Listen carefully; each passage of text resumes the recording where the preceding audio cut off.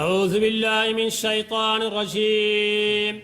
لقد رضي الله عن المؤمنين إذ يبايعونك تحت الشجرة فعلم ما في قلوبهم فأنزل السكينة عليهم وأثابهم فتحا قريبا ومغانم كثيرة يأخذونها وكان الله عزيزا حكيما.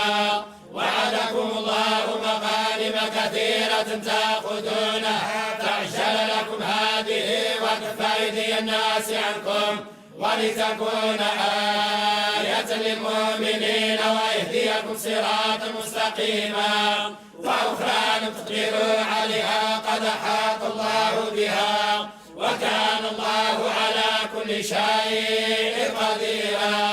ولو قاتلكم الذين كفروا لولوا الأدبار ثم لا يجدون وليا ولا نصيرا. سنة الله التي قد خلت من قبل ولن تجد لسنة الله تبديلا. وهو الذي كف أيديهم عنكم وأيديكم عنهم ببطن مكة من بعد أن أظفركم عليهم وكان الله بما تعملون بصيرا.